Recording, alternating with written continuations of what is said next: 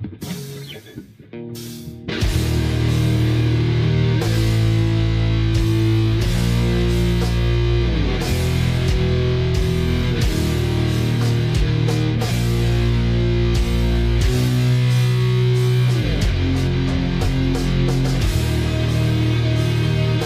up, dads? Your boy Big Dave back with another episode of Culture Dads, Age of Sword and Cassette. Mr. Mike, what's going on, bud? Yeah, I'm doing all right here. Family's been a little bit under the weather, but you know, these things happen. We're heading into winter here. This is the time of year when the veil between the living and the dead becomes thin, kind of like it would be around Halloween in the Northern Hemisphere. So everybody's getting sick, but we're working through it. And I'm excited about this episode here. And I'm excited that you've got King in Yellow out. That one, like that cover just looks so banging. I can't even believe it. This is awesome. Thank you. Yeah, the cover was done by a fella named Theodric Taylor. He's an excellent artist, multi-disciplined visual artist. He paints, he does digital, he does everything. It's he hit me up, but he's like, "Oh, you're doing King in Yellow?" I was like, "Yeah, man." And then we got together, and he sent me. I was like, "All right, this is dope." I was like, "We got to roll with this." So I hired him. We brought him on. He helped do the design cover and like all that kind of stuff, and it turned out great. And I think folks are really going to like it. It's our first hardback book, so I hope folks like it. Nice, sweet, yeah. No, I can't wait to read that one myself. That'll be a new experience for me. So speaking of, I guess it wasn't a new experience for you. You've seen this movie before.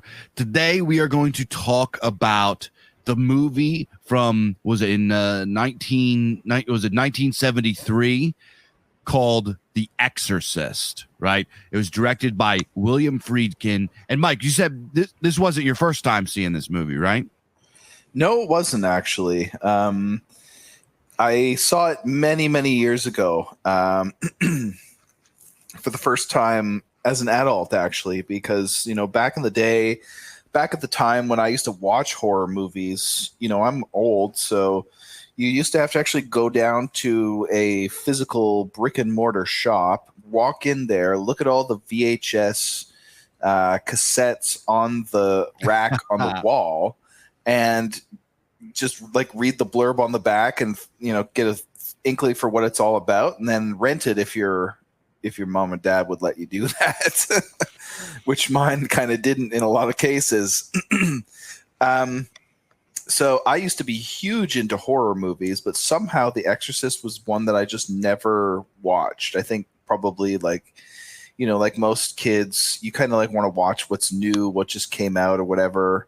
The Exorcist was kind of old, obviously, even at the time, even when I was, you know, at that age, like a young teenager, even then it was renowned and I knew it. I knew about it and I knew it was good, but I just never got around to it. And so flash forward many years later, maybe 10 more years, in my early 20s, I just decided to watch it. You know, it's one of those things like, I've never seen this. I'll just watch it. And, you know, at the time, I didn't think that like old movies were, or I didn't think that like that horror movies were scary anymore. You know, this wouldn't have been about like 2002, 2003 or something like that. I don't know exactly what was coming out at that time, but it was nothing really that interesting. I hadn't been scared by a horror movie in a long time. And I also kind of had like always thought that like old movies were kind of shit. Now, obviously, we know better now, like having, I hadn't seen The Godfather at that point, but you know, the fact is that like in the early 70s and late 60s, early 70s, I mean, movies hadn't quite hit their stride yet. A lot of the acting was kind of like wooden, you know, it just seemed very stylized, very slow paced, not that interesting or whatever. And so I was like, okay, I'll watch this, whatever. I got nothing else to do. I didn't expect much from it. And boy, was I ever wrong on both counts of like horror movies can't scare me and old movies suck. Because this movie kept me up for like weeks on end. I just like it took me hours to fall asleep because of like the imagery in the movie just like coming back, and not even like the really grotesque stuff either. A lot of times it's the the real subtle stuff is what kind of sticks with you.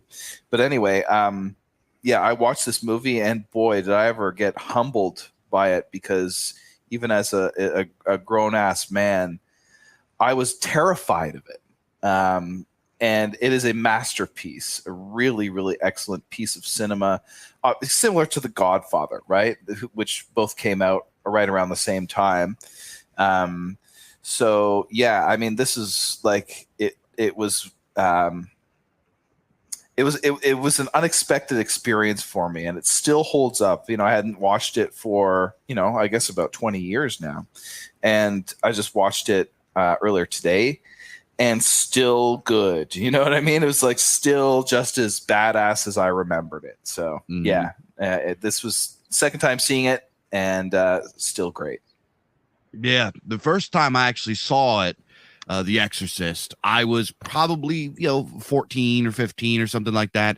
I always heard about it. You know what I mean? It's such an infamous movie. You can't really, especially if you have boomer parents that were around when it came out. You always heard stories of people were throwing up in the theater and people were passing out, and the Catholic Church tried to ban it or something, which I actually looked into. The Catholic Church, not all the Catholic Church didn't ban it as a whole. Like the Pope didn't like come out and do a fatwa or something against the movie. It was just there were certain like there were what are they called, dioceses, certain like regional churches that advised people from not seeing it. And it was mostly, it wasn't because they thought it was demonic. Some of them did, but they thought that the problem was that people were Catholics were going to see The Exorcist, and it scared the shit out of them so much that they were calling the church for an exorcist because they thought that the demon passed on to them. And they were getting so many calls and getting, they were getting harassed so much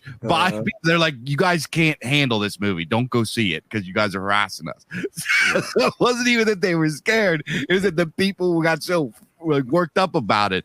But the first time that I saw it, I was about 13 or 14. I went with some family friends who were like, you got to see The Exorcist. Like, because at the time, I'm 13, 14. I was really big into horror movies. I loved, the movies that since I'm a little bit older now, I'm not really a big fan of horror movies too much anymore. And I'll be honest with you guys, it's kind of surprising because I write horror and I love horror literature. I'm not real crazy about horror movies for two reasons. One, most of them suck and I don't really like them. And I think especially new ones are just, they just try to shock with gore. And I really hate gore. I like supernatural horror. But the catch of it is, although I like supernatural horror scares the shit out of me because I'm a very superstitious person. So so last night I tried to watch The Exorcist again, and I couldn't finish it because I got too scared. I was like, I'm gonna turn this off. I'm gonna have nightmares. And I actually did have nightmares last night.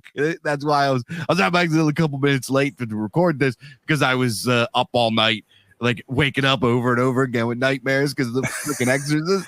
Just like sweating under the sheets and cowering in a corner in the room. Yeah. It's like, so it's like, I'm I don't really watch a whole lot of horror. I like to read horror, but I went to see The Exorcist when I was probably 13 or 14. Went with some family friends, and they were doing a rescreening of it. I think it was I think they were doing like a re-release or something like that. They were doing like the extended cut in theaters. So we went to go see it, and it was freaky. To see it in theater was really, really freaky. I never saw, at this point, I've seen, it was, I don't know what year it was, 2000, early 2000s. So I was, I've already seen everything that was out at that point. But for some reason, The Exorcist was still really freaky to me. And it was interesting because I'm watching this film, and the people that were in the film with me, people that were probably my age now, 30s or whatever, were were scared. This movie's still scared. There's like some lady in front of me that kept covering her eyes and making the sign of the cross. Yeah, there was like some people like walked out. It was pretty wild to see that. But what happened, this was really weird, is that during one of the scenes, the projector broke. I actually think it looked like the film itself ripped. And it made this horrible sound in the theater, and everybody shrieked and screamed. They're like, "No, like, what's going on? This curse thing." I don't know, but I grew up in a very rural area where people are still at least back then, we're still very religious and very conservative. Yeah. So, you know, you put a bunch of rednecks in there, and then something goes wrong during The Exorcist, you know, which has all of this mystery, which we're going to talk about, this mystery and allure and weirdness about it. A lot of people consider it to be a cursed movie. So people flipped out about it. So I didn't get to see the end. So some guys that were... So you've never seen the end then? So no, that night, we went to the video store and we rented it so we could go home and watch the ending. So I went home and I did eventually get to see the rest of the movie. But it was still just like a really strange occurrence. You know, I grew up in an area that it you know, I mean, there's not a lot of you know, there at least there wasn't a whole lot of demographic difference. So if you go to a movie theater, people behave and are normal. During this movie, people were like shouting and screaming, and it was rowdy. It was weird. It was really weird. So that's when I first saw The Exorcist. I've seen it a couple times since then. I've showed other people who've never seen it, and et cetera, watched it on my own. So I've probably seen it about 5 or 6 times throughout my life. It's a movie that I really, really respect, and I really find a beautiful. It's actually a very beautiful film. For you guys already know me, I'm a big fan of that era, the 70s and 80s, with the look of those films, the texture of the film, of the color palettes they used to use, the practical effects, all this movie was entirely practical effects. This was completely before CGI. There was none of that. It was all practical. And then there's some very clever overlays and stuff like that. So we can do, I'd like to actually talk about kind of the creation of the movie, because it is interesting. It's pretty wild. Mr. Mike, do you have anything further you'd like to say about your experience watching the movie? Not about like the actual experience itself. Before we get into the takes about like the content of the movie, why don't you give us the background of the making of the movie? Okay, so this is actually really interesting. The director, which is named William Friedkin, it was a maniac. Like this guy is your textbook, completely nutso, obsessed with his art, willing to go to any lengths to create kind of guy. So before we get started with The Exorcist, we actually have to get started back in the 1950s with a TV show called Peter Gunn. Some people probably aren't familiar with this, but the theme song was very iconic. Dung dung dung gang gang gang gang gang. It was like a gumshoe 50s black and white kind of noir detective show. It ran for about 100 episodes, and it was actually really, really popular. It was on for a few years. And this was created by a guy named Blake Edwards. So Blake Edwards also did a lot of other stuff. He was a pretty successful director and writer in Hollywood. He made like Breakfast at Tiffany's, the Pink Panther. He did a lot of that like vintage 50s kind of stuff. And after Peter Gunn was over, he wanted to do a Peter Gunn movie. Well, he wrote the script for it, except he didn't want to direct it. He just wanted to write and have somebody else direct it. He hired a guy named William Peter Blatty to help write the script. So they wrote this script or whatever, and they went around looking for directors, and they found a guy that did mostly TV documentaries, and his name was William Friedkin. So he brought him in, and he showed him the script and everything, sent him the script, and then brought him in and to tell, hey, what do you think about the script or whatever? And William Friedkin said, this is like a real piece of shit. He's like, this is the biggest piece of shit I've ever seen. He literally says that. He goes, this was a horrible piece of shit. And he's like, your worst enemy wouldn't have written this for you. That's literally what he said right to his face. Little nobody William Friedkin, who's in his 20s, talking to a big Hollywood hotshot Blake Edwards, says your script is a piece of shit. And he's like, I don't want to fucking do this. So Edwards like flipped out, right? He goes, who the fuck are you? Who do you think you are? Some TV documentary piece of shit, little bitch. Get out of my office. Fuck you. And all this kind of like flipped out. They had a big screaming match. He kicks the dude out, right? Friedkin bounces out. And then the dude that wrote the script, Blatty, William Peter Blatty, walks up to him and says, hey, yo, dude. And he tells him, look, I actually found your honesty very refreshing. I actually thought there was a piece of shit too. We shouldn't make that movie. It's gonna suck, right? So thank you for your honesty. That's very inspiring to me. And maybe we'll link up again on another project. And they shook hands and went their separate ways. Well, when Blatty was this guy William Blatty, he was also a writer and everything like that. While he was studying at Georgetown University in 1969, 1970, he actually heard rumor of something that was really, really weird in the town, right? And this was the demonic possession of Roland Doe from the 1940s, which is some years before. And this was a really bizarre occurrence. The story about this is there's a little boy that gets called Roland Doe. He was in the town, and Roland Doe was, I think he's 12, 13 years old, something like that. And his aunt was like some sort of, witchcraft, and crystals and seances and occultism and stuff like that. Well, his aunt got him a Ouija board, right? So his, what was his aunt's name? It doesn't matter.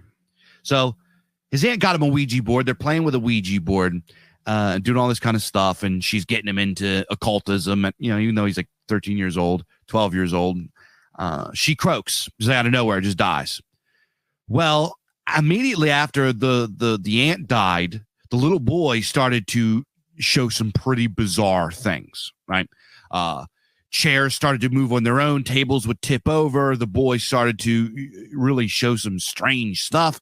So they took him to the doctors, and the doctors like, there's nothing at all wrong with him, whatever. So they actually, back in these days, they were pretty, the medical field was actually pretty open to understanding spiritual stuff. So they recommended him to a parapsychologist. And this guy was the guy that did the account of it. So the parapsychologist took the little boy and got him to stay. Like I stayed at his house, or he stayed over there, whatever. He stayed with a couple days to study the little boy. So they're together, and the parapsychologist, what he sees, he says, you guys need to call a priest. It's like, this is something beyond parapsychology. This kid is under demonic oppression or possession, which are different, which we could talk about later. So anyway, they call the priest up and they do a big exorcism, and it was like days upon days, 20, 30, 40 days of exorcisms on this boy. And we're talking 12 years old, a little tiny boy. You can actually go look up pictures of him, or at least what are believed to be pictures of him. He's a little tiny boy, and he would rip out of his restraints and attack people. Throw priests across the room. He spoke in tongues. He spoke in this weird, deep voice. It was a pretty crazy thing. And then eventually, I guess the exorcism worked, or the demon left, or whatever happened. The situation was concluded, and the little boy actually went on to grow up and work at NASA. So he went on to what most people believe to be a normal life. There's no other reports. The guy never revealed himself and talked about it publicly. He just kind of went on to live his private life after that. So anyway, Blatty heard about this, and obviously his interest was piqued, because in the 70s, this wasn't the time of. This was still a very conservative time. This is a time where America was still very Christian, and these kinds of ideas weren't really passed around too much. You got to remember, in the 70s, this was a time where like church ladies were protesting Black Sabbath concerts, and there was like talk TV shows that were warning people that there are secret satanic messages in Led Zeppelin albums, and like this was a church lady time. So there wasn't a whole lot of understanding of this kind of thing, and nobody really even thought of putting it into entertainment. So this guy Blatty sits down and writes a novel. He sits down and writes a novel, and it was of the same name, called The Exorcist. And he did put a lot of work into it. He consulted priests, he researched demonology, et cetera, et cetera.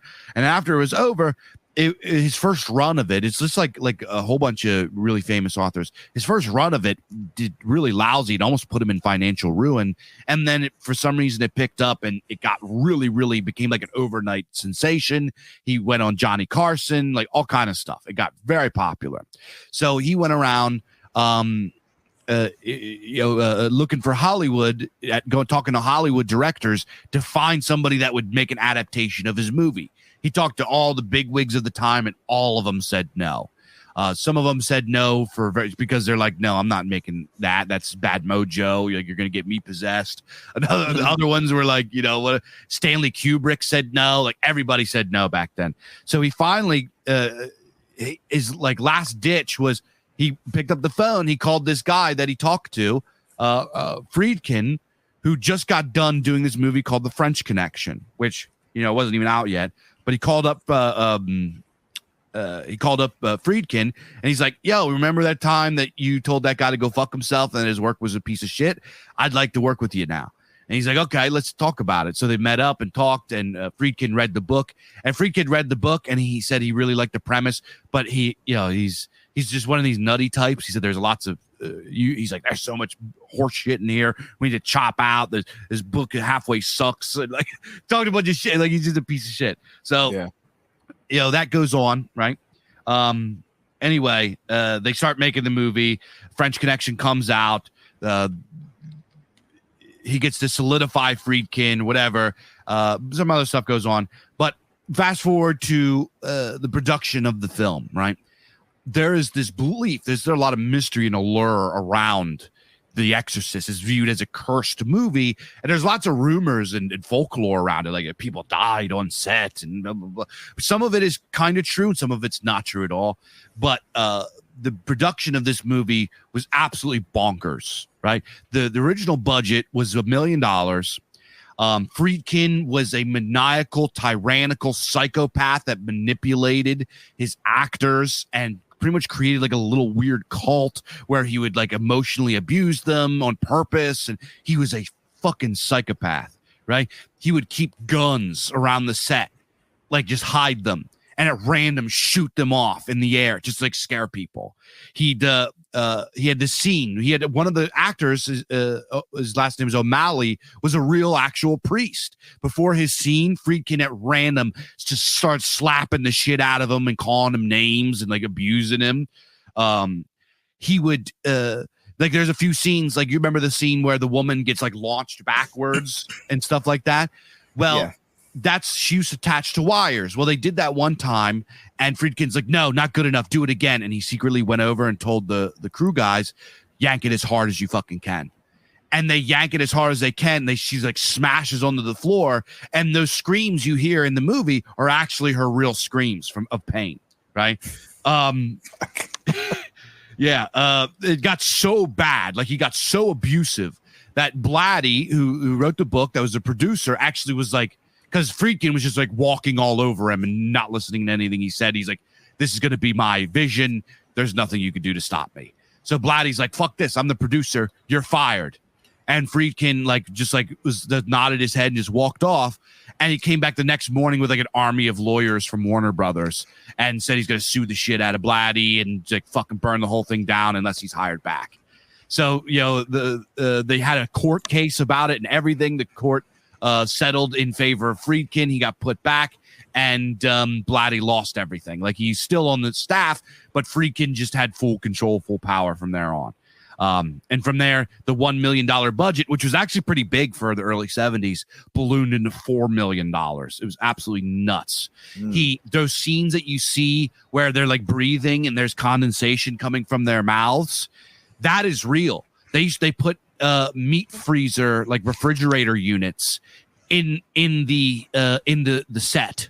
So they took it down to like negative 20 degrees in this thing, and they could only shoot for a few minutes at a time until the temperature went up, and they would take it out. It took like it took 60 days to shoot just the exorcism scenes because it kept doing it over and over and over again. That girl that played Reagan, Linda Blair, who was like 13 years old or something at the time, he tied her up for hours on the thing and on the bed. She was like wearing nothing but a nightgown and negative 20 degrees. Those contacts they put in her eyes like really hurt her eyes, so they put like numbing eye drops in her eyes. The vomit machine that made her vomit, she couldn't physically close her mouth for hours on end. There's that scene where you see where she gets she's like getting whipped around. She had like a harness on, right? A harness that would just like whip her around and do that to her.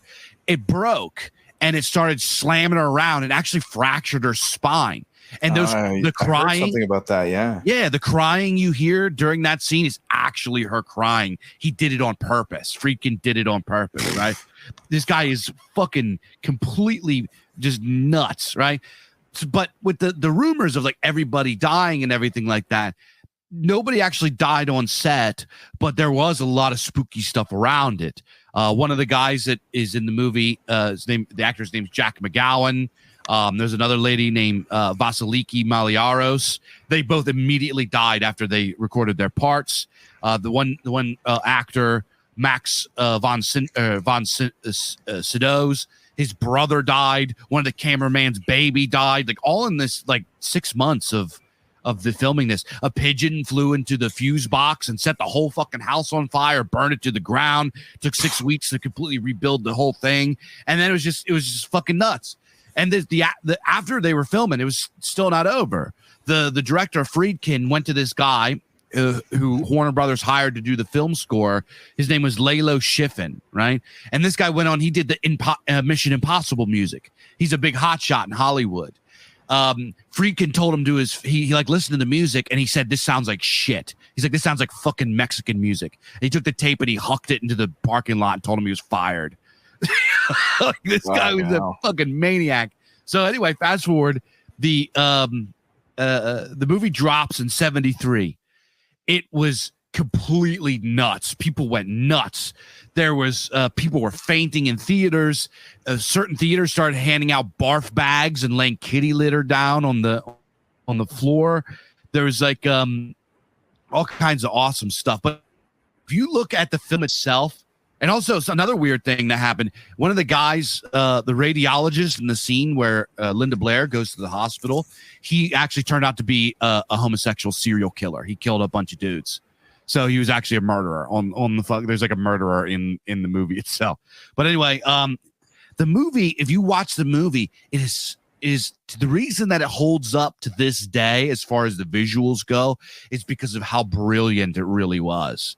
Like, despite the director Friedkin being a complete maniac, there very obviously was a method to his madness and a means to ends justified the means, right?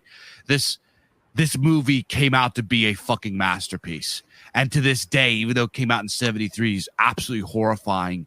He used overlays brilliantly to make faces look strange, to make little subliminal flashes that you can't really see. There's a bunch of scenes where you can't really see, but there's demonic faces in the room. And they actually did studies on this and showed people the movie. People's brain activity would go up and their heart rate would go up, and they'd be like, "Did you see anything?" No, what? People watching it couldn't consciously see it, but subconsciously they did see it. Their brain registered it and it freaked them out. So there's lots of like subliminal weird stuff going on with this film. It's really, really brilliant. He overlays there's certain parts where he like overlays the sound of bees and the sound of pig squeals underneath with the audio and the voice and everything. And it's just incredible. It's an incredible film. So that's the kind of the origin story of The Exorcist. Yeah, it's definitely one of those films that is expert at building a mood. And, you know, for all of the insanity of the production schedule and what went into the making of the movie, it comes off, and there's obviously like over the top parts, but for the most part, it comes off as like pretty subtle in the way that it sort of like builds the narrative and everything like that. Maybe this is just sort of, you know, looking at it from, my God, it's 50 years old this year. Christ. From 50 years of like, you know, films having come after it, and seeing like, you know, what is that, like Quantum of Solace or whatever the fuck it was, that like James Bond movie where the camera was just constantly shaking all the time. And, you know, just like the crazy, like Transformers type, like Michael Bay blockbuster, like over the top visuals all the time. I mean, maybe we were sort of benumbed by that in the intervening period, to where, you know, a movie that was like quite striking at the time doesn't look like it anymore. But really, like in terms of the actual narrative itself, it is quite a slow build, and a lot of the crazy stuff, like, you know, her head spinning around 180 degrees comes later. The projectile vomiting, all that, like all the stuff that's really truly shocking comes in like halfway, the last 20 minutes. Yeah, it's like halfway through the film or in the last third of the film. And it's the actual narrative itself that it's like, it's kind of a slow build, right? Like, you know, it's very expertly done in terms of suggesting that there's something wrong without like coming out and showing it to you. And it's very artful compared to a lot of more recent films that would just kind of come out and like beat you over the head with it. Like, you know, for example, early in the movie, they are like, you know, one of the things that's kind of said in passing is that like she's trying to get a exterminator to like clear the rats out of the house because she can hear them like skidding around or whatever. And the guy's like, you know, you don't have any rats. Like, and then she's like looking around later and she finds the traps and they're still set. Like they haven't been sprung or anything like that. They're just still there. Mm. And the girl says in passing, you know, I couldn't sleep last night. My bed was shaking or whatever. And it's like, it kind of just, you kind of miss it, but you kind of don't, right? Like it just subtly builds this sense of unease, right? The audience just catches that, and the mom totally doesn't. It's really great at building this uneasy sense that something's wrong. Like you get those weird little subliminal jump cuts, you know what I mean? With those like demonic faces that just sort of pop in for 1 or 2 frames and then they're gone. And the brain sort of registers it, but not quite. You get the sense that something's not right. And one of the things that like, I remember when I first watched this movie, one of the things that really kept coming back to me and that genuinely made it so I couldn't sleep for nights after watching it was that scene at the doctor's office where, you know, where like the doctor's first examining her and then comes out to the mom and he's like, she really let loose with quite a string of expletives there. And then like the mom's like, really? I didn't expect that. But one of the things that like she actually, like the girl actually does at the doctor's office is this sort of like weird humming or cooing. That's just, it's so well acted by that like 13-year-old actress. Yeah. There's something wrong. Like it's not right, you know, nobody does that. And it's just these little things.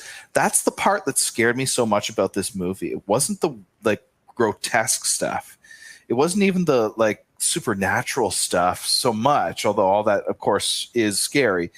It's the like just starting to notice that something's wrong kind of thing.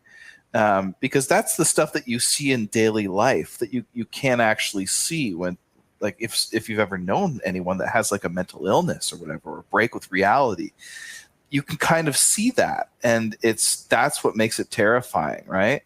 And this movie does that, like that thing, like with her sort of like humming in this weird sort of like adrift, like between worlds way at the doctor's office. I think newer films wouldn't really do that quite so much. They'd make it absolutely clear that something's wrong. Like this movie throughout at least the first half and well beyond that in a lot of cases leaves some ambiguity as to what's happening, right? Where even when the priest himself, not like the one that does the Exorcist, but the one that's like the main priest that's having a spiritual crisis, when he finally talks to the mother and then goes to like see the possessed little girl, the girl says something to him about his dead mom or whatever. Mm-hmm. And it's like he's shaken up, right? He's like, whoa, okay. And he's still trying to suss out the situation because he's kind of hard-boiled and skeptical. He's losing his faith. He's just a trained psychologist and everything. And so he asks, what's my mother's maiden name then? You said something about, your mother died and she's rotting in hell right now. You left her or whatever. And it sort of takes him aback. And he's like, all right, so what's my mother's maiden name? And she doesn't answer. I think a lot of newer films would have probably just let her answer and be like, oh, it's whatever. And then there's no doubt that there's something wrong at that point. For most of that film, you kind of there's obviously something wrong, but it's not like there's still kind of a question throughout most of it. And that's kind of like what makes it so good. The audience is still in suspense. You've still got this ambiguity. You can inhabit the character's mind where they're not sure what's going on, because you're kind of not sure what's going on, even though the movie is, as like the trends are starting to build, like all the evidence is starting to point in one direction. She's fucked. She's totally possessed. It's not a psychological thing. Something beyond that. Even though that's starting to build to that point, they get these little things that make you doubt it. And that's like, for me, that is a huge part of what makes this movie. It's just the narrative builds in such an organic way. It doesn't sort of rush itself. And I think that's a huge part of what makes it successful. And that's what makes the payoff at the end when you get all the crazy stuff and then the scene with the actual exorcism. That's what gives that the punch that it wouldn't otherwise have if you were just like, oh, okay, well, she's obviously possessed and, et cetera, et cetera. That's what makes it so good. And that's, it really is a masterclass in screenplay and writing, I think. Yeah, it was. They did a brilliant job of show don't tell. And you mentioned like Michael Bay movie. Dude, Michael Bay movies didn't even age well 10 years later. You know what I mean? They look corny 10 years after they came out. Yeah. This movie, you were talking literally 50 years later, and it is still a freaky, terrifying movie. And the reason for this is because it uses true, like tried and true storytelling techniques. Show don't tell. If you look at the film, it is completely full. I found myself pausing it and going back and back because it's just full of callbacks, right? Yeah. It never once mentions the demon's name, which, outside of the movie, you learn that the demon was Pazuzu, right? You never learn the demon's name. It's not even really a demon. It's just like a wicked deity from ancient Mesopotamia, right? And the demon, you learn that it's a demon of wind and plague and like all this kind of stuff, just from, and pestilence, just from the implications, the bees, the rats, flies, the every time that the demon is there, there's this ominous sound and there's wind, right? That's what really freaks me out is like this wind giving this ominous kind of showing that it's alerting you that he's here, right? It says nothing. It's never explained. It's just letting you know that he's here now. But if you watch the beginning of the movie, like it starts out, he's in the guy's in Iraq, which is actually filmed in Iraq. During that time, the United States and Iraq were having a beef, so they had to hire British people to go do it for them, right? So they go and they film this movie over in Iraq. But anyway, you watch the film, there is a bunch of callbacks just in the beginning. For example, there's like there's one scene where there's like a little boy, and he like runs up and alerts the dude that they found something. That happens again. There's a callback again to that little, whatever that means. There's some sort of esoteric meaning in there of like the messenger boy or something like that. And then also you see in the beginning, there's two dogs fighting. And then also like when they're about to go into the hospital, there's two little boys fighting. And like throughout the movie, you'll see that there's like, there'll be like a struggle between two like twins or something like that. And that, I guess that has some sort of other kind of esoteric meaning. I think this is my theory. This is just off the top. I think in the mythology, or at least in the reconstructed mythology, Pazuzu has a wife that's also his twin, and they fight constantly. So they have this like two twins fighting as this like thing, as this motif in the film. There's also a lot of stuff that is just there that you probably won't pick up on unless you're watching very, very closely. There are when the demon arrives, when it shows like after the wind and the sound and everything that lets you know that he's here. Strange things happen in the background, and you're not going to catch it unless you watch very, very closely. For example, there's one scene where the mom comes out to talk to the priest for the first time, and she picks up a crucifix that she found that was on Reagan, her daughter, the possessed girls. It was on her wall, but it fell off or dropped or whatever, and she found it. Well, she walks into the room and she puts it on a table, and she goes up and she talks to the dude. The camera shifts, and it's not there anymore.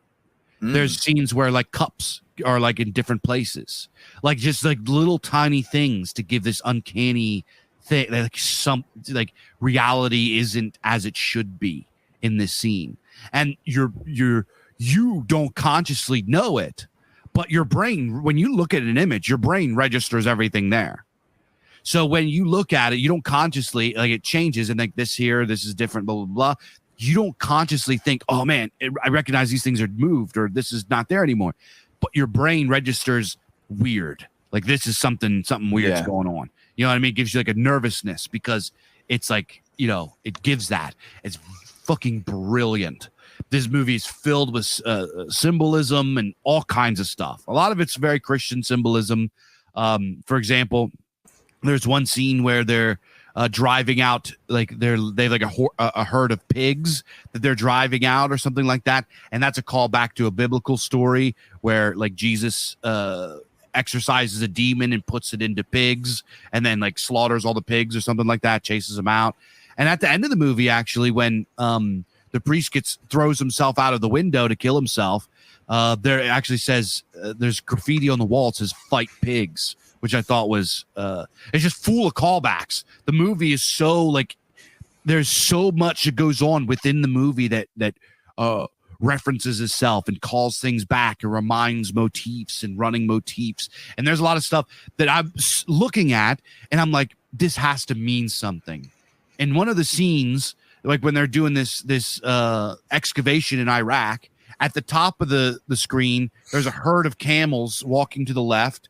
And then at the bottom, there's a herd of sheep going to the right. And they're kind of like in the middle of these two barriers. And I'm like, that has to mean something. You know what I mean? Like this guy they didn't purposely put that there for no reason. And there's like a bunch of other ones, like right when the point where you're like, the girl's possessed, like at the point where she's possessed, she's kind of like sitting in the chair with her arm up very strangely, right? She's kind of like holding her arm up and her other arm's at her side. And then at they're talking to her, and then she like for the first time shows this weird demonic face, right? And it's Pazuzu's face.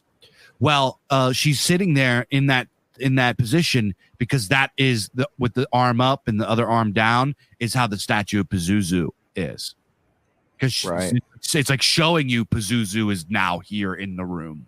So there's so much in there that is so brilliantly demonstrated and never said. And like modern Hollywood directors and writers are not smart enough to create something like that. And that is why their movies are like at 99.9% of everything that has come out in the last 20 years will just be like forgotten and now age well. And The Exorcist in 100 years from now is still going to be scary. Yeah, there's like nothing is wasted in that movie. Like it's 2 hours, just over 2 hours long, and there is not a second that is like extra or whatever. And actually, the one I watched apparently had like 10 extra minutes that were cut, and I was like, I couldn't figure it out. I couldn't tell you when, like what parts they trimmed, because it all seemed to be pretty essential to the plot. And actually, this is one of the marks of a good story, and this is advice that goes back as far as Aristotle, actually. And I talked about this a little bit on my appearance when I went on Frothy Midyard's Decameron Film Festival, and I talked about Falling Down, which is another example of that kind of storytelling. That one of the marks of a good story that Aristotle says, and he says this is what makes a good tragedy, is that it's not what they call episodic. That is, and what Aristotle means about that is it's not like one thing after another after another. Every single point in the narrative follows logically from every other point. And actually, this is something that I didn't learn from Aristotle. I actually learned it from, of all people, Trey Parker from South Park. He explained it in a different way, and he didn't reference Aristotle at all. But he was explaining how to basically piece together a narrative, how to build a story that is compelling and that like is a page turner, and people will keep reading. And what he said was that every plot point in your story has to be connected by way of a but or a therefore. So, and not an and, you know what I mean? So A happens, therefore B follows necessarily, but we get C that comes out of nowhere, and therefore D follows from that, and therefore E follows from that, but then we get F, and therefore, and so on and so forth, right? Every single thing that happens, like there's nothing kind of just gets tacked on that's extra or that doesn't follow logically or necessarily from some other thing or whatever. Like you can bring in random elements, but those random elements always just push the narrative in another direction. There's nothing that's just purely for color or whatever, which is, I mean, it's not a hard and fast rule because Tolkien does some of that, but for the most of us are not Tolkien. So like if you're putting together like a tightly constructed narrative, like in a 2-hour movie, that's how you want to do it, right? So like in The Exorcist, nothing is done just for color. Everything serves a narrative purpose, right? There's a small example of this that I kind of caught, like, watching it again for the second time. The priest is walking in the subway at one point, and he's talking, or he's not talking. He just like notices this bum guy that's like begging or whatever. And the bum says, "Hey, can you spare some change? I used to be an altar boy," or whatever. And I mean, that interaction serves absolutely no fucking purpose at all, right? It's just sort of there. Except that later on, when he's talking to the girl, and he's trying to work out whether she's possessed. Again, as I was saying before, when he's just basically trying to suss out the situation, be like, is this a genuine possession, or is it just like a psychological disturbance? Does she have schizophrenia, or is she actually like, is there someone living in there? And then the girl says to him in the voice of the guy on the subway, she says, "Hey, can you spare some change? I used to be an altar boy," right, comes out of this girl. And so that little interaction there, I mean, and the implication is, of course, you know, she couldn't have known about that. There's something more going on. It's not just a psychological disturbance, right? So even that little thing, that like that throwaway interaction that took 1.5 seconds, serves a purpose in the story. Every single thing in there is, as you say, Dave, it's a callback, or it does something. Like nothing just sort of happens to set the mood. Although, you know, there are certainly, it's quite a moody movie, but like it's everything that's done is done with a narrative purpose, and this is what makes a tightly constructed story, and it's part of what makes The Exorcist so compelling. It's a movie that like seems like it should be fairly slow. Like there's not a lot of action.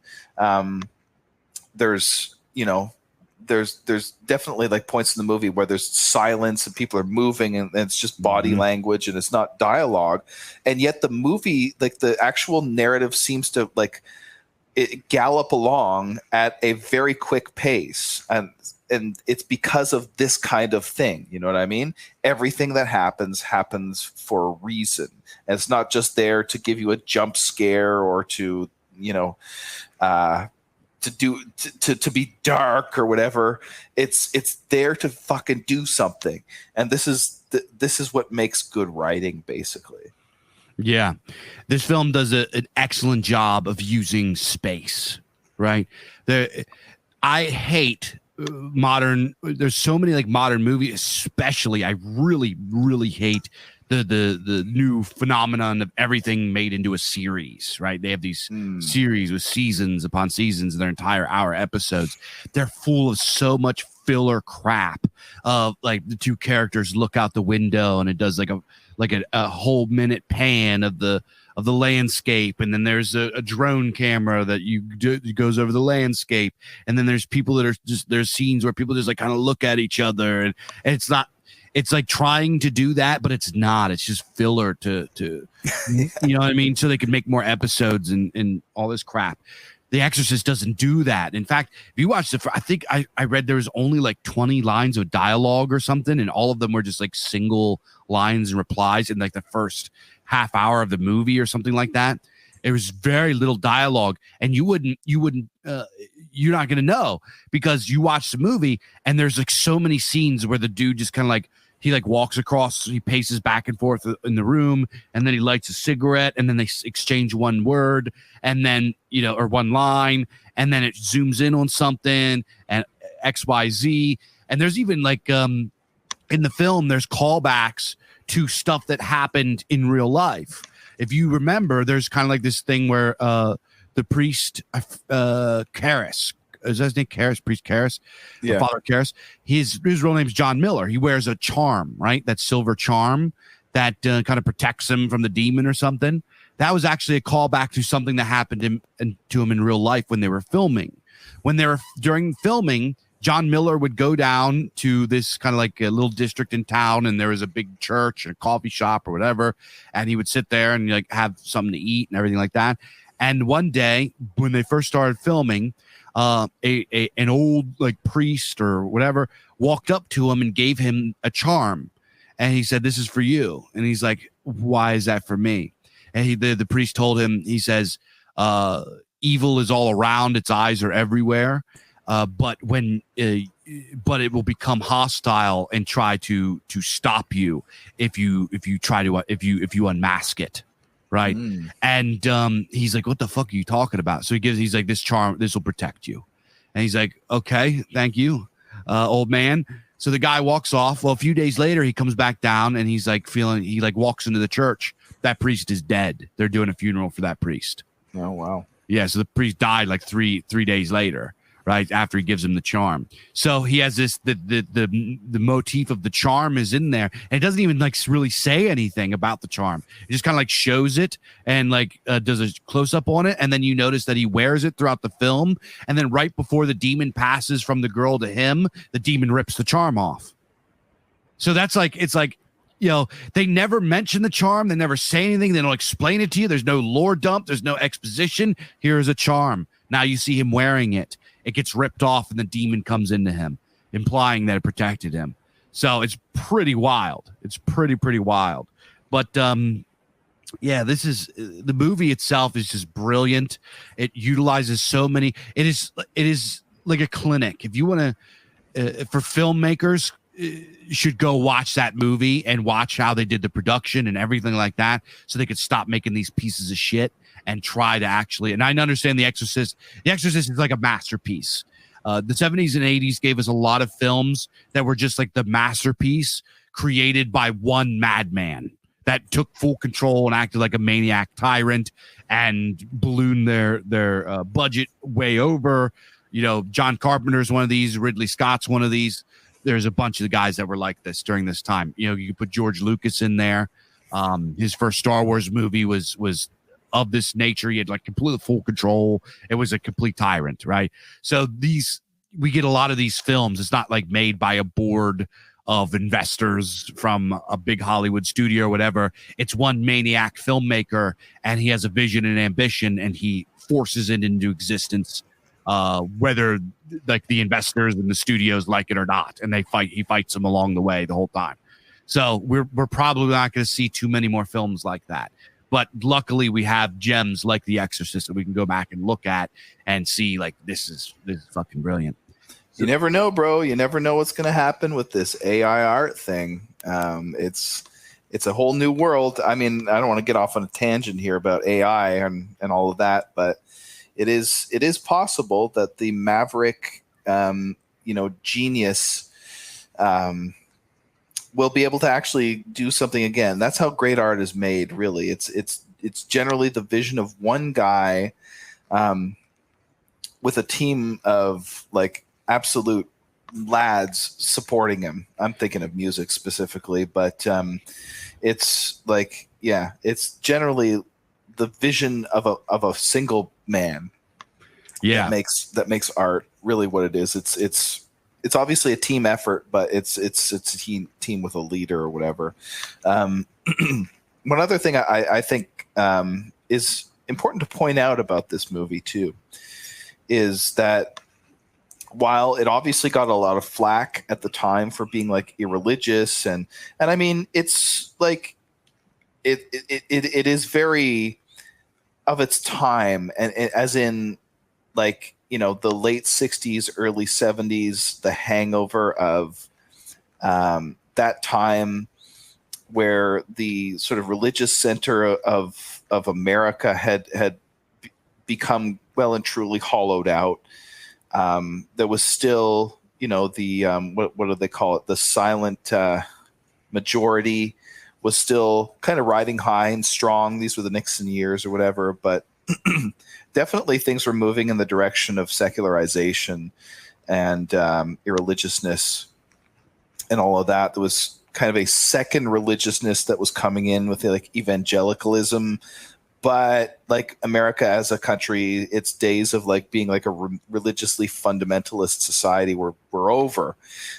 This movie does reflect that, because what pervades the movie is basically like atheism throughout, with the like the mother and her child, like they're being spoken to by the doctor, and the doctors are kind of running out of options at this stage in the movie, and they're just like, well, yeah, I mean, do you have any religious beliefs? No. Does your daughter have any religious beliefs? No. Okay. I mean, they're obviously, and then it's like the girl is a child of divorce. Traditional family structures are breaking down. Traditional religious structures are breaking down. The priest himself, Father Karras, in the midst of a crisis of faith, he's at the beginning of the movie, he's talking about leaving the church because he doesn't believe anymore, kind of thing, right? So this, and of course, with all the stuff that gets said, all the expletives that get said, put into the mouth of this girl as she's possessed and everything, some pretty sacrilegious stuff comes out of that movie, right? Of course. But it's not at all an irreligious film. In fact, I would say it's quite the reverse, really. There still obviously are like irreligious elements in it. There's like at the very suggestion of an exorcism, when the doctors basically say like, look, this has worked before in a rare cases, and it's only because people kind of believed in like voodoo or whatever. The mom says, "You're telling me I should take my daughter to a witch doctor now? Like, what the fuck?" Right? So I mean, like, irreligiousness, kind of fedora tipping unbelief, like, does permeate through the movie. But what comes through, what really is at a deeper level, is that the possession is real, and the only way to explain it is a genuine belief in the supernatural, in the existence of demons, in possession, all of these things. The film, it doesn't try to do its like sort of Reddit atheist explain away things or whatever kind of situation that's like a little bit more of a modern take. It just leans hard into a tradcath, like traditional Catholicism was right all along narrative kind of thing, right? Yeah. So it is a deeply religious film, and I think that this is a breath of fresh air. This is part of what I like about it. It really does. It's return to tradition. It stands apart from a lot of the horror movies in recent times that, I mean, they have to make you believe in a supernatural element, but for some reason it's colorless. It just doesn't wash. You know what I mean? It's not that scary. It's not that believable. I don't know. The Exorcist puts you in that world. And I think this is why, as you were saying, we have trouble finishing this movie when we start it, right? Like, there's something like genuinely terrifying about it. And what's terrifying about it is it holds up a world wherein this shit is fucking real. Like, it actually is real. And it's very convincing in that way. And I think this is, I mean, there's no secret handshake. There's no like trick that it pulls on a technical level to get to be terrifying in this way, although a lot of little things are done right, as you were saying, with like cups moving around. All that stuff is there. All that stuff adds up. But at the end of the day, the sort of skeleton that it hangs on that makes the whole thing work is that it just leans into the worldview. It just like accepts that this is real, that demons are real, and it makes you believe it too. And that's what makes it fucking terrifying. Yeah. The moral of the movie, The Exorcist, actually, when it came out and later on, there was actually a lot of priests and religious leaders. I actually saw an interview with a Hindu guy, and they said people should go watch that to remind them that there are evil forces in the world, because the moral of the story is, regardless of what you think you believe, there is supernatural evil, whether you like it or not, and you can't explain it, and it can hurt you. Right. So this is the moral of the story. And, being a superstitious religious guy myself, even though I'm not a Catholic, I watch this film and it's like, fuck, you know what I mean? It's like, because I do believe in those things. And like what you mentioned, like, for example, I'm playing a video game right now. It's called Spellforce 3, this game, right? And it's a pretty cool game. It's like an RPG, whatever. I love old school RPGs. For folks that saw my appearance on Academic Agent talking about old school computer RPGs, I love those kinds of games. So I'm playing this game now, and this came out a few years ago, and it is just littered with fedora tipping fucking gay theist like nonsense. Like, first of all, the characters, they don't talk like they're in that world. They have a very modern way of talking, which is very annoying. Some of the characters are one of the main characters that sort of doesn't force you to have her in your party, but she's like the only healer character you get for like half the game, so you got to have her in the party. Is like just such a fucking, like, she's supposed to be a like magic like a healer woman, but she's very snarky and girl bossy, and everything out of her mouth is always like, these religious fanatics, and there's all these like fedora shot. They can't help themselves. The writers of this modern stuff can't help themselves to like, they have to include like all of this kind of shit, right? And then like, every storyline where there's something from the gods or something supernatural. Oh, guess what? It was just science all along. It was just a disease. Yeah. It was just a mental, so it's like, it's so predictable. It's so like the Scooby-Doofication of fucking like everything. I hate that shit. It's so boring and mid-wit and low IQ. And also it's like it breaks the immersion because you're supposed to be in this medieval fantasy world where people would believe in their deities. You know what I mean? It's not an option to not. There's literally magic. There's magic in this world. There are like the people know that the gods in this world, the gods came to Earth before, right? They came to the world and like interacted with people, and still there's this like religion. It's like, dude, the people would not be like that. They would not be like that, but they can't help themselves but put it in. But when I watch this film, it immediately reminds me of some of my own experiences where I believe that I've interacted with supernatural evil, and it's when you see it, it's pretty spooky. And one time in particular, I had an experience, and that actually inspired me to go like do research into it, right? Because as a heathen, as a pagan, when you first get into ancestral faith, there's kind of this connotation of like reaction to Christianity. So you sort of anything that you regard as like overbearing Christian tyranny or whatever, you just have this like, I'm going to say it's stupid, this stupid knee-jerk like opposition to it. So when I first got into becoming a heathen, 10, 15 years ago, however long it was, I had that, right? And so I was like, demonic possession. Yeah, okay. Until I experienced it, until I saw it. And I believe that I saw it. And I'll tell you guys the story about it, right? And obviously, this is just what I believe. There could be a scientific explanation for it. I don't think that there is. But like I said, it could be. This is just coming from my experience and my wife's experience. So years ago, I guess 8 years ago, 9 years ago, maybe, me and my wife were visiting in New Jersey, right? We were visiting in New Jersey because that's where our parents are from.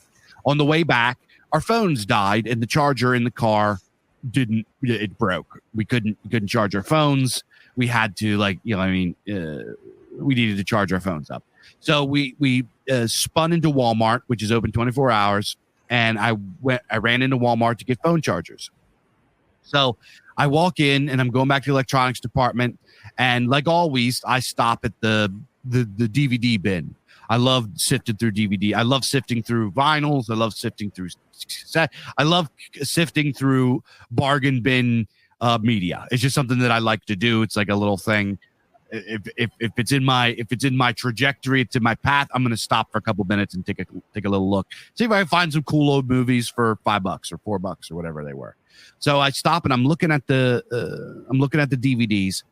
First of all, the Walmart, there's almost nobody in there, except for, it's a big giant Walmart, except for there's like a handful of like Black and Hispanic people in there. I'm the only white guy. And I'm there, and there's another black dude, and he's like doing the same thing I'm doing. We're not talking or anything. We're just standing there looking at the DVDs, and there's like a handful of they're all in the electronics section for some reason. And I stand there, and I like look up, and I see down, it's like the main aisle that splits the entire store in half and goes down to the entrance. And I look at the entrance, and there is a guy walking towards me, like from the entrance. And I could just tell he's like staring at me, and he's a white guy, he's a short white guy, dressed up like a wigger. I don't know if I can say that word, but he's dressed up like he's got sweatpants and Jordans, and like a zip hoodie and stuff, and his hood's up, and he's walking towards me, except he's walking very, very strange. He's kind of like this like disjointed limp with a lot of like involuntary kind of, he looks weird, right? Looks really, really weird. He's moving very unnaturally. And he comes like walking towards me. And I'm like, I like keep like looking up, and he's just like coming down the aisle, walking towards me. And I'm like, who the fuck is going on here with this? So the guy walks up, and he finally walks up, and he just stands there. And I look at him, and it was freaky looking. This guy, his pupils were so big, it looked like his eyes were black. And he had this breathing that I could never shake from my head even to this day. It's like this really labored, this scratchy, like this really weird, almost bestial breathing. And he's like there, and he's just kind of like has his head cocked to the side, really strange. And he's just kind of like twitching, staring at me in the face, like standing like 3 feet away from me. And I'm like trying to ignore him. And I'm like looking through the DVDs, and I'm like looking up at him, and I'm finally like, yo, what's up, dude? You all right? Because at this point, I'm like, he's giving me a bad vibe, but I was like, this guy's on drugs or something. You know what I mean? He's some sort of wacky homeless guy on some weird drugs. I don't know if he's on fentanyl or meth or some weird experimental shit I never heard about. But here's the thing is like, you know, I used to have a pretty bad lifestyle when I was younger. I saw a lot of people on drugs. I had a lot of friends that died from overdoses. I've seen people on drugs. I've seen people on all kinds of drugs, you know, psychedelics. I've seen people have bad trips, bad reactions. I've seen people take too much fucking Robitussin. I've seen people, you know, do crazy stuff, right? I've never seen somebody look like this and act like this. He said nothing. I was like, you need some help? You all right, dude? Just staring at me right in my face. And I'm like looking up at the black dude across, like looking at him, like trying to get his attention to see if he was like, yo, like get out of here, dude, or whatever. He didn't even like notice. It was like he didn't even like know he was there. He was like a couple times, he like his eyes looked up for a second, like looked at me, and then he turned around and walked away. And then I walk away from this guy, and I go into the thing to go get the charger. I was like, that's fucking weird. So I walk. He stands there for like a minute and then walks up to me again. And I was like, dude, are you okay? Do you need help? Like, do you need me to call like an ambulance or something? Like, what's going on? Are you all right? He says nothing, just keeps breathing like that and staring at me, like swaying and twitching and shit. So I was like, at this point, I start getting freaked out. So I turn and I walk around, I go around the back of the aisle, and I turn. He follows me. I keep walking, and every time I would turn, I think I lost him, and I would put on a shelf somewhere. He would walk right up to me and stand in front of me and breathe and look at me in the face. It got me so freaked out. At this point, I didn't even like. It was just fight or flight. I got fucking scared. This guy's like freaking me out. There's something really weird going on here. At this point, there's times I'm like running full sprint through the store, trying to get away from this guy. I run to the complete opposite end of the store, the far side, where they have all the automotive stuff, where like nobody's at, it's completely closed. And I go like over there and I like kind of hide. He fucking turns the corner and he's standing right there. And I'm like, what the fuck? And I was like, I'm looking at him. I'm like, look, dude, you got to back the fuck off. And I pull my shirt up and I show him my gun. I like literally show him my fucking pistol. I was like getting ready to shoot this guy in Walmart. That's how freaked out and scared I was. I was like, dude, you got to get the fuck away from me. And he looks down at my gun for like a split second and then looks back at me and keeps breathing and staring at me in the face with his big black eyes. His skin was completely fucking pale and had a weird like greenish thing to it. He had sores and like cracks, and he was completely fucked up, like completely just messed up and weird. And I back up and I just run. I was like, I got to get out of here. You know, I can't shoot this guy, you know, whatever. I got to get out. I'm just going to get to my wife's car and bounce. So I get out and I run and I get in my wife's car. And this is my first son was like just born. He's a baby. He's in the back seat. And my wife's like, oh, man, I'm so glad you're here. Some fucking weird guy came up and tried to fucking open the door to the car. And I was like, what did he look like? And she described him to me. He went up to my wife's car. There's like a bunch of cars in the parking lot. He walks up to my wife's car and tries to open the door. Luckily, my wife had the door locked. And I was like, oh, go. I'll explain on the way. Go. And she's like, okay. Like, okay. I was like, go. So she pulls out. We go. The lights turn. He's standing in the middle of the fucking road, in the middle of the parking lot. And our fucking headlights shine on him, and he's staring right the fuck at us.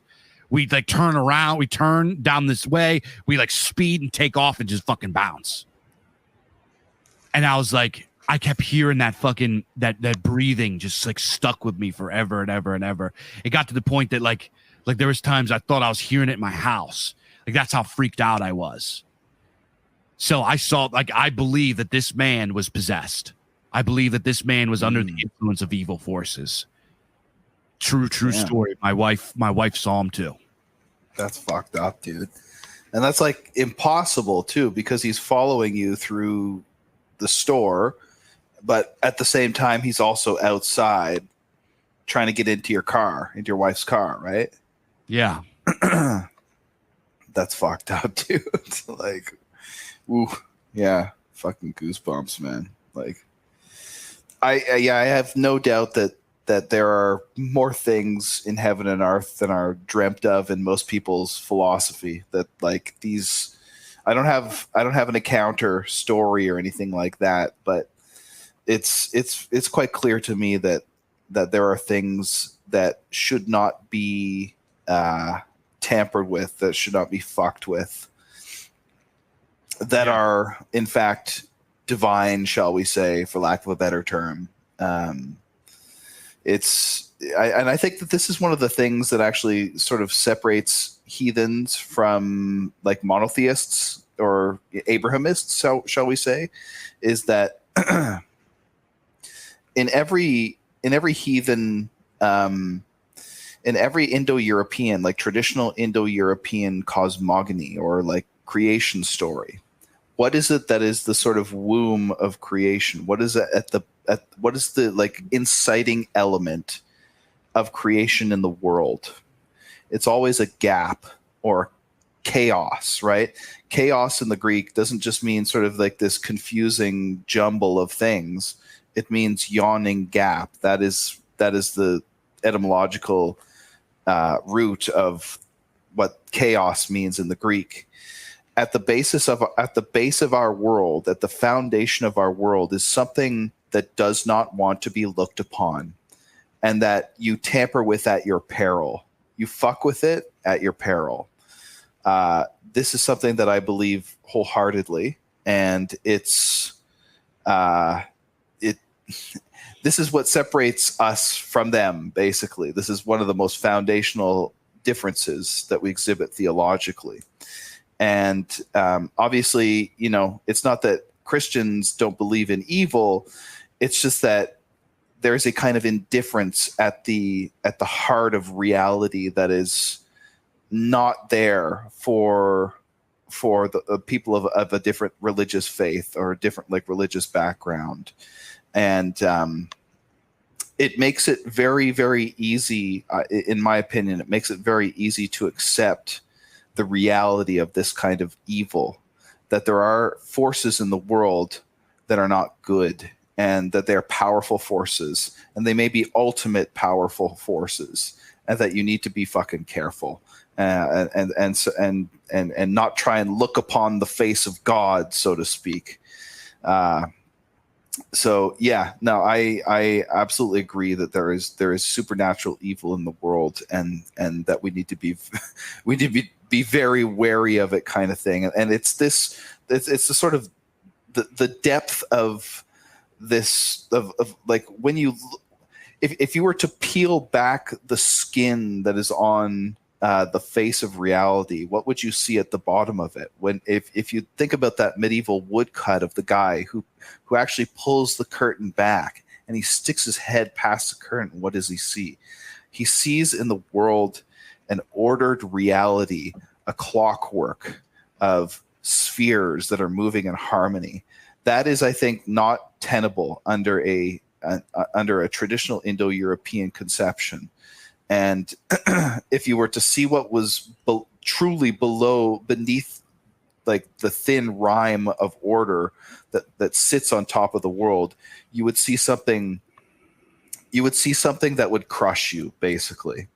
So this is the kind of worldview that permeates The Exorcist. It's the kind of worldview that permeates especially Lovecraft, who makes it absolutely explicit. And it's this. I think this is a really more mature worldview than believing that the ultimate arche of reality, the what is at the bottom of reality, is your friend. That to me does not seem tenable. It's not to say that the world is governed by evil. It's to say that the world is governed by something that is beyond good and evil, shall we say, kind of thing.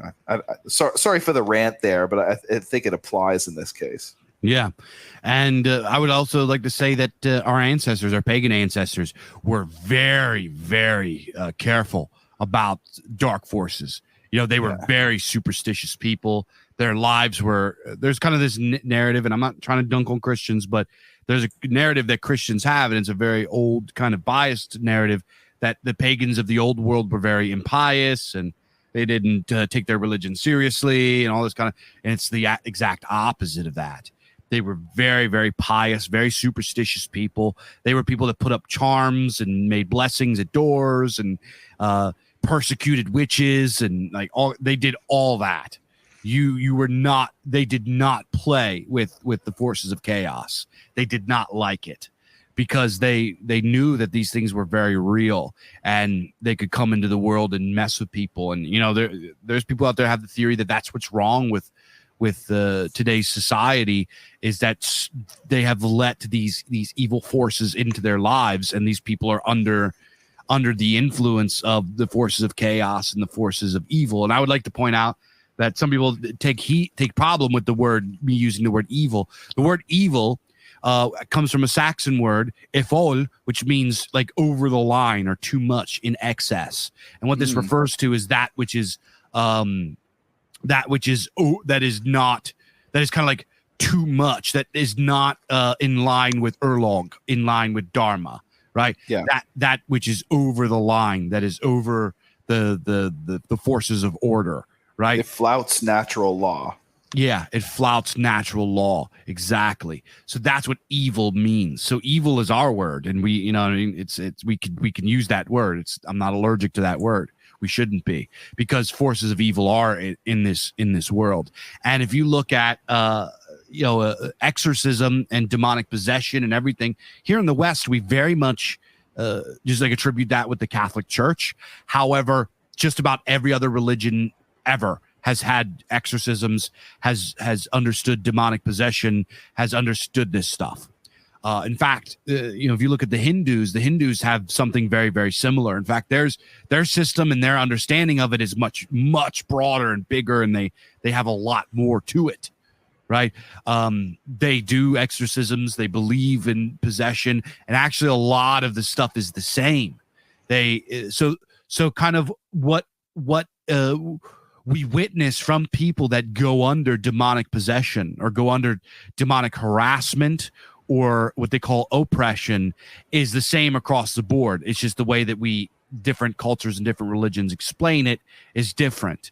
And some people will point at, this, for example, the possession of Annalise Michael, which we can bring up and talk about, which is probably the most famous documented case of possession because they did audio recordings of it. She said she doesn't want to see the crucifix because it hurts us, a demon and all kind of stuff. Well, in the Hindu world and in other cultures around the world, when somebody goes under possession, they say the same thing, right? We can't except about their religion. They say, well, your religious symbols affect me, and I am a member of the Asura, and all these kinds of things. The entities that take control of these people's bodies say what the people in the room want to hear. And I also want to point out that the overwhelming majority of exorcisms are unsuccessful, and many of them that are successful because the subject dies. Very, very, very few of them are actually like expel the demon, right? So in fact, the one that I mentioned, Roland Doe, the demon just kind of like left on its own, and you know what? And then it could have had to do with the exorcism itself, or it could have just been like it did its course or whatever. Annalise Michaels died, the most famous exorcism that we know. She died. We can do a quick talk about that because it's very interesting. If you go listen to the audio, it's believed to be authentic. And I think that it's authentic because it's pretty spooky sounding. It's really, really spooky sounding. So real quick, Annalise Michael, she was born in West Germany in 1952. She at a very early age, she started to have like problems that they thought was epilepsy. She was born to a Roman Catholic family. She was very, very religious, which this goes against some of the stuff that people say about, what leads to possession. And some of that is true. But in this case, none of it was true. It just kind of happened out of nowhere.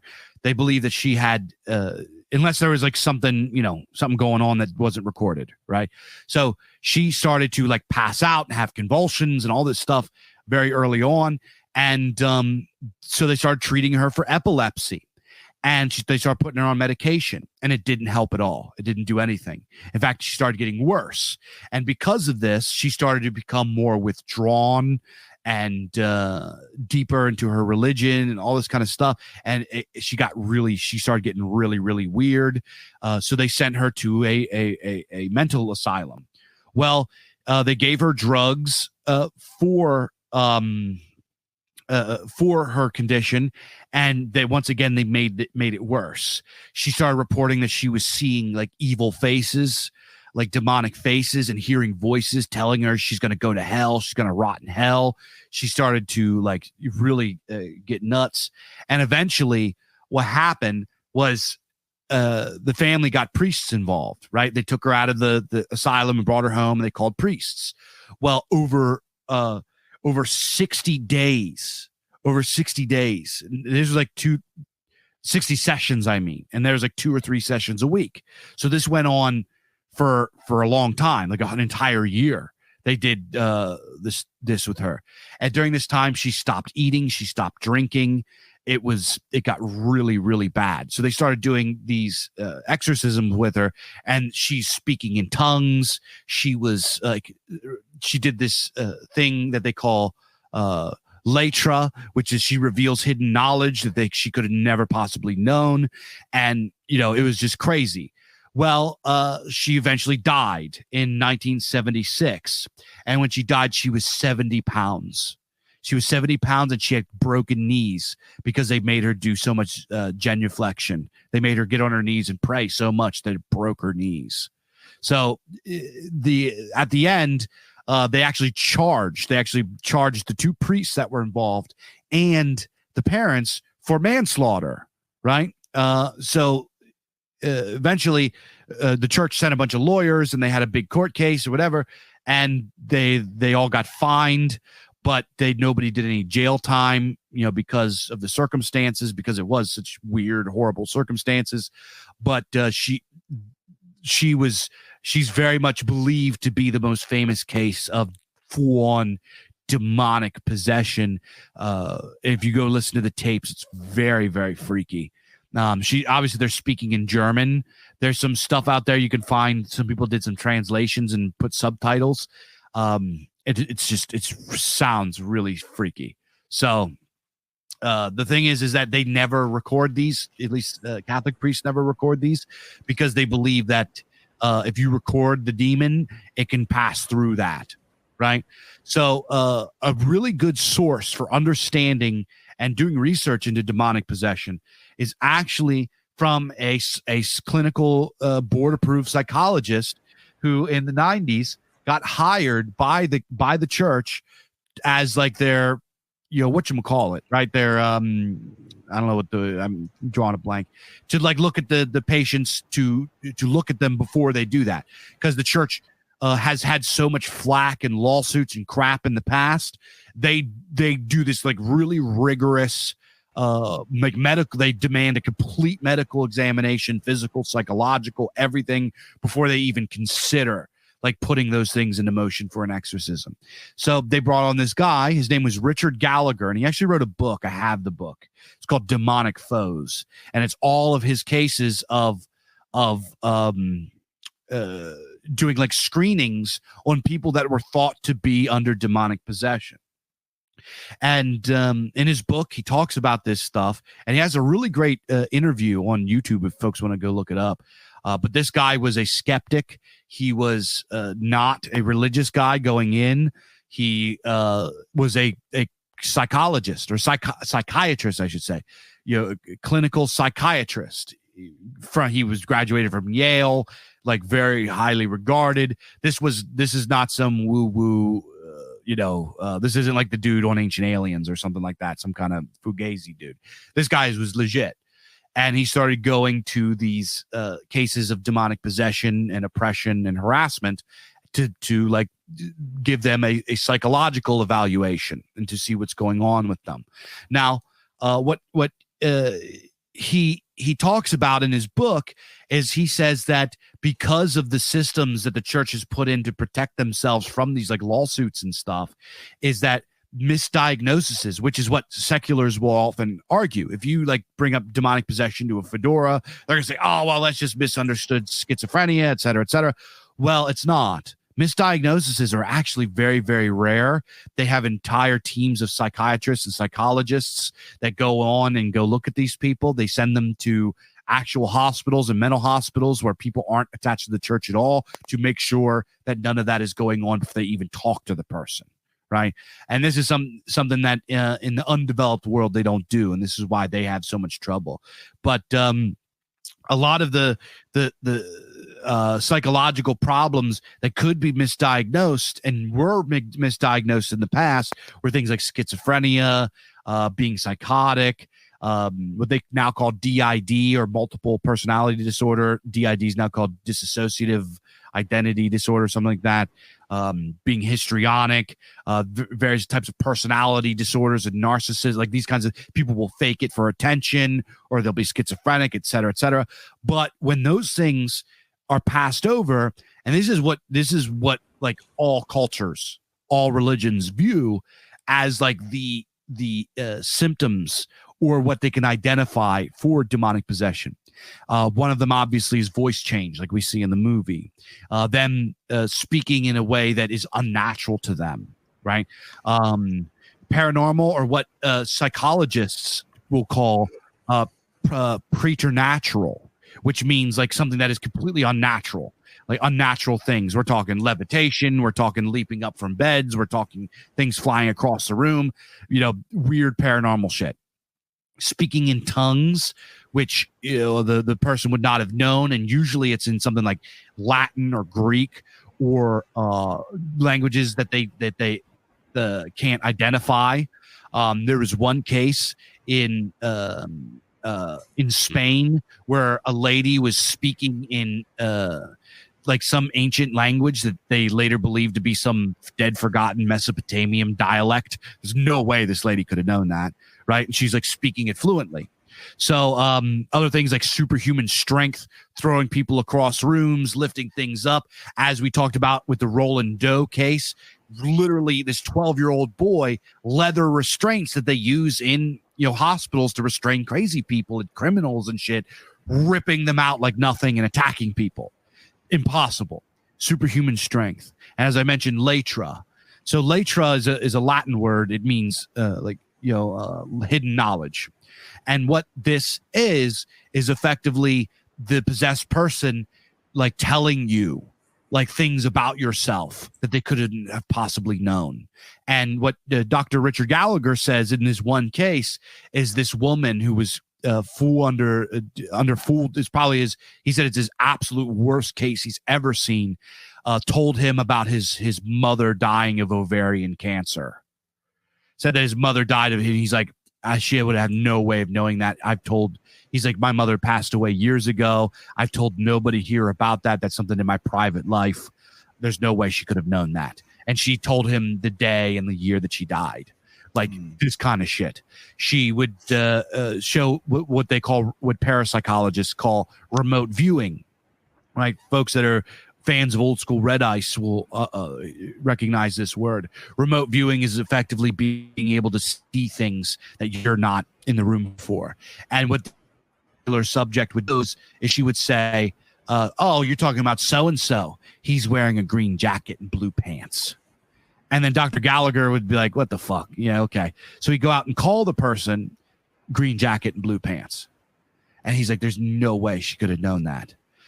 There was times that later on, there was one time later on, he's like not off the case, but taking a break from the case. And he talks with the priest that's involved with it over the phone.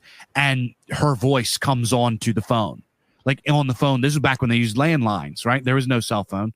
And it was on landline between these two men. And it said like, she's with us now. Like said some fucking spooky shit, right?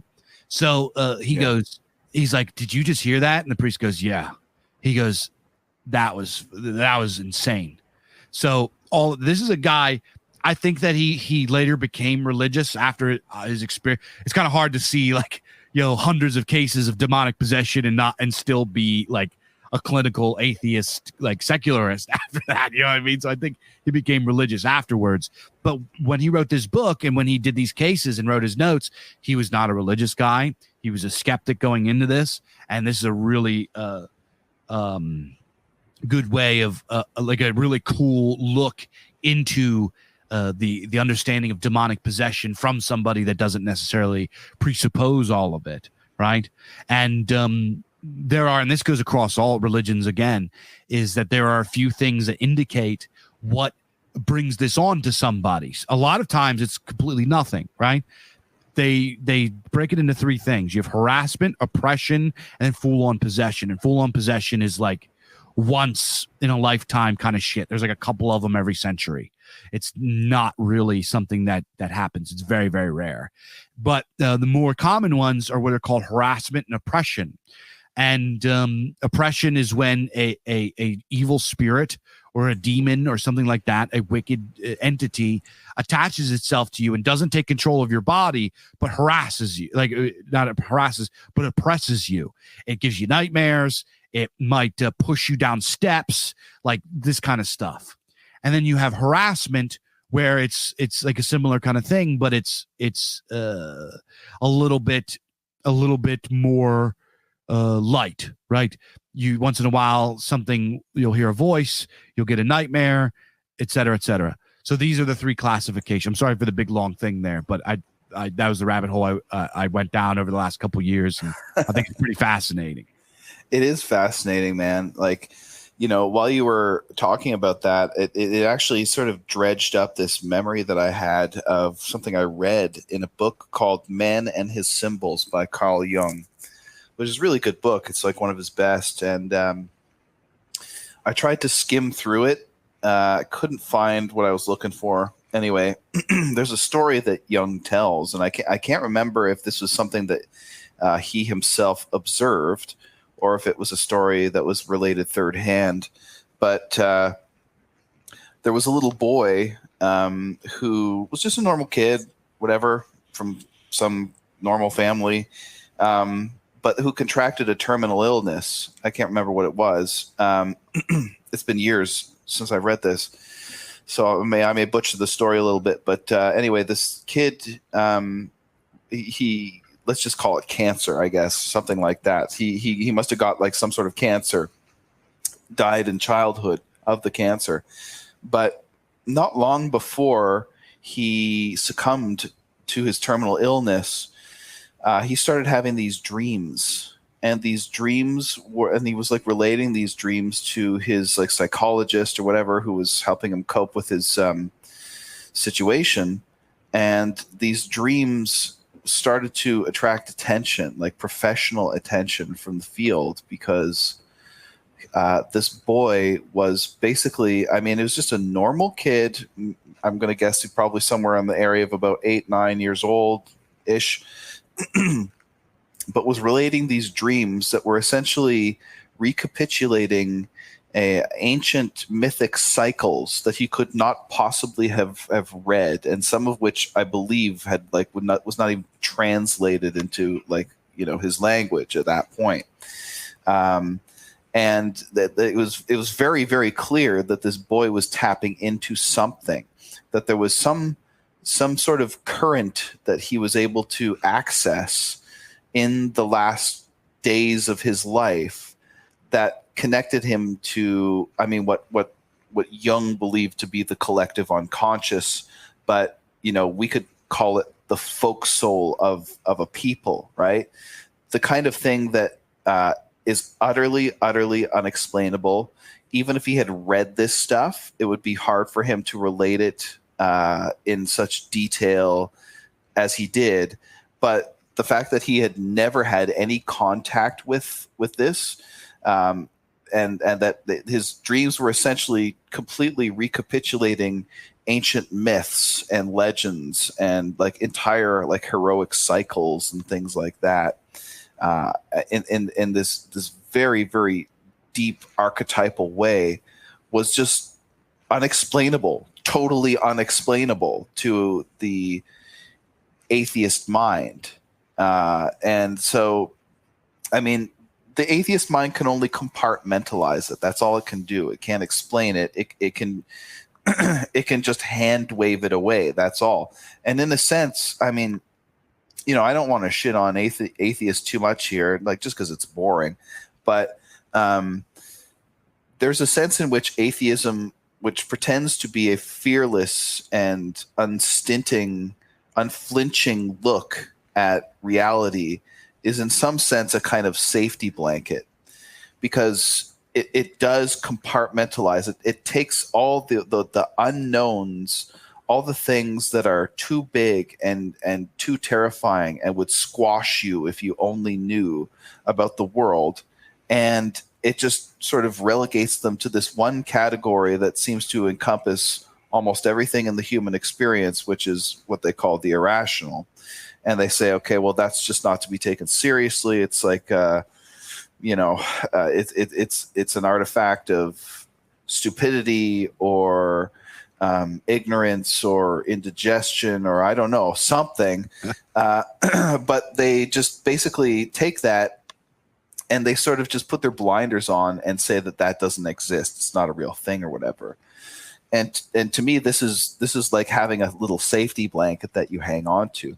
There is no, I mean, the atheist worldview doesn't give you much comfort, but it sure as hell takes away a lot of what's terrifying about reality.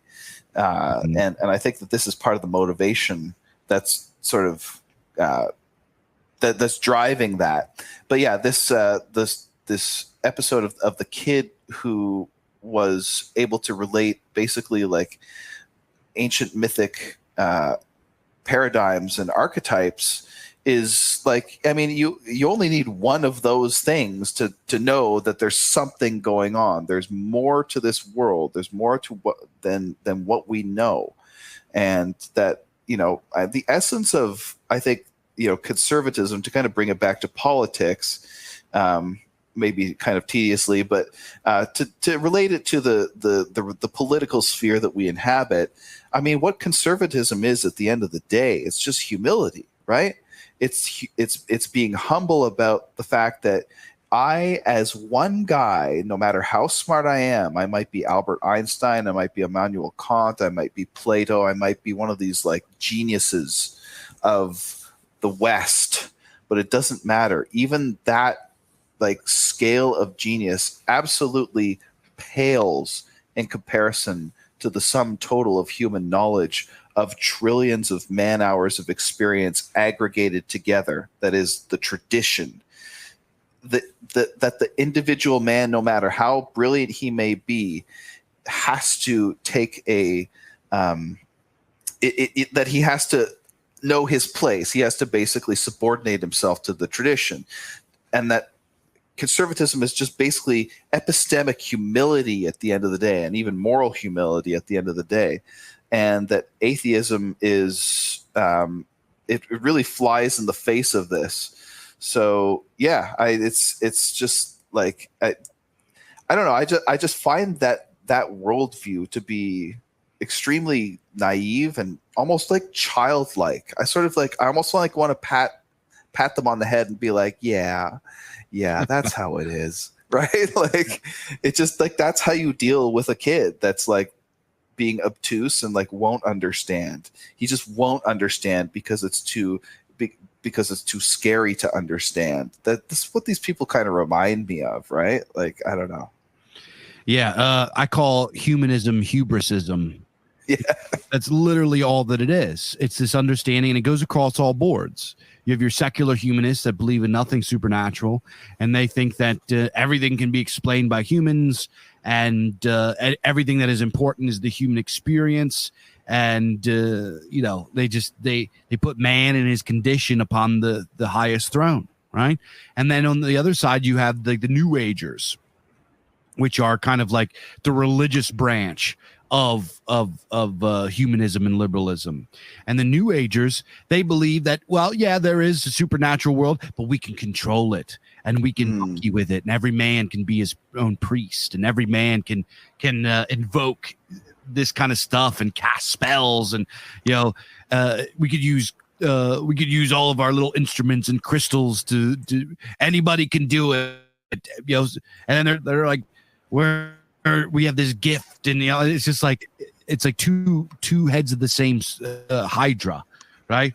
And the bottom line is that neither of these sides, they both have these beliefs, and neither side wants to come to the ancient understanding that there are things that are beyond your understanding that you can't understand, you can't control, and you shouldn't monkey with. You play with it at your own peril, because a lot of these we're talking about. I was talking about the Dr. Richard Gallagher. A lot of the majority of his cases are people that were monkeying with the occult, people that were doing that were like trying to be Luciferians and invoke ancient wicked entities and do like weird dark shit, right? That's what they do to let this into their lives. He mentions in his book one guy that was a Mexican cartel member who was like a fucking murderer and just absolute psychopath, but was also part of the Santa Muerta cult, right? He was part of this weird Mexican occultic order that a lot of these guys believe in, that a lot of these guys are into. And this guy got, pretty possessed. Like he was under demonic influence. And here's the deal is that both sides of the coin, they want full access to orgasms. They want to believe that none of that matters, that you can just like sleep with whoever or whatever you want, that pleasure is whatever, it's the highest good, and you can control it and you can invoke it and you can do whatever you want. But the bottom line is that our ancestors, our heathen ancestors, understood that this, and also our other pagan ancestors understood that this was the opposite of the truth, that you must protect yourself from these forces of chaos, these wicked forces. You have to do these rites. You have to do these things. You have to keep yourself kind of pure. You have to, and I don't mean like pure as in like wear a shawl and like do all, but yeah, in ritual in Rome, they wore like headscarves. That's a whole other discussion. But this idea that to go out and be a bisexual, hedonist, and to have no regard for piety and all of this kind of stuff will lead to will invite evil into your life, will invite chaos into your life. And I'll tell you, and this is something I'm speaking from experience, very very unfortunately, we have had subversive entryism into heathenry from occultists, from like the 70s occultists, namely guys like Stephen Flowers, who have put his filth into our faith, And unfortunately, that has proliferated. Thankfully, a lot of that is now being kicked to the side, and thanks to guys like us and Neurona Society and Tom Rousel and all of the good guys and all the guys that are on the side of the good are kicking that out and pushing for devotional, authentic folk faith, right? But because of that's been in there, I have known a lot of people throughout my life that have like worshipped Loki or worshipped the Jotuns or worshipped chaos or claimed to be Thursa True, which is this. Here's the deal with me. Somebody that admits to my face that they're Thursa True is the enemy of the gods, and that's fight on sight. I will fucking hurt that person if they admit that shit to me. You know what I mean? So here's the deal: is that I've met a lot of these people throughout my lifetime, and I've met people that claim to be Luciferians and Satanists and known them in real life. Every single one of them, Thelemites, every single one of them, their life has been a fucking disaster. Not a single one of them has had a good life. I can think of one guy in particular who was a Thelemite. His life was just fucking horrible, right? Women cheating on him, car accidents. He had a kid that died, like horrible shit over and over and over again.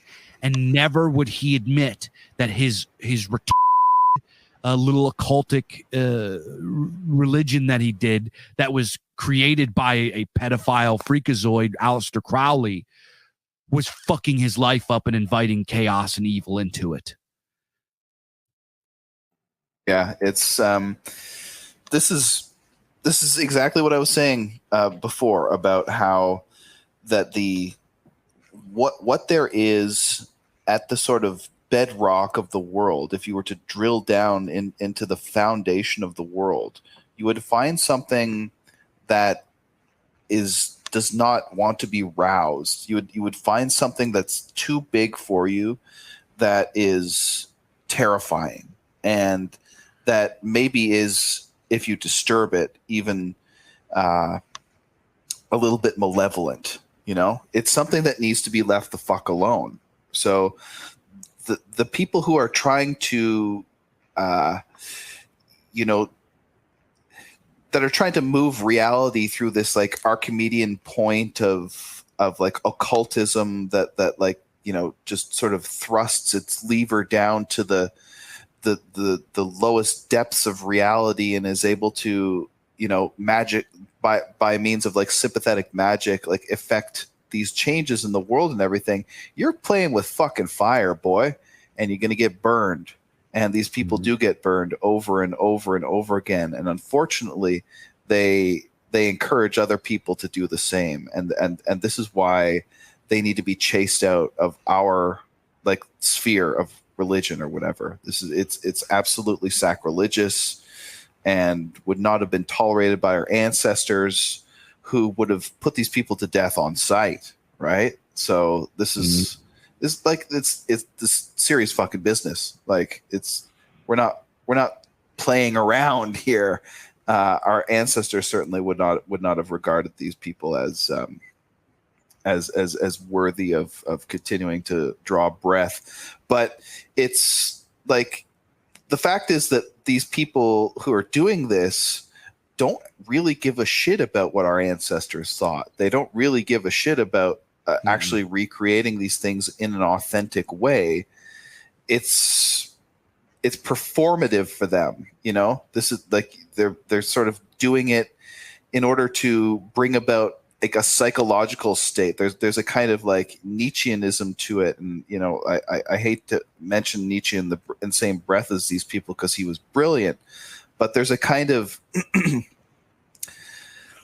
there's a kind of stunted Nietzscheanism going on here, where they kind of believe themselves to be overmen that are able to handle this kind of thing, and that it's really, they don't necessarily believe in it as like, a genuine supernatural force, that it's basically something that you do in order to like put yourself into a mental state that's basically a sort of like alpha or whatever, will to power kind of state.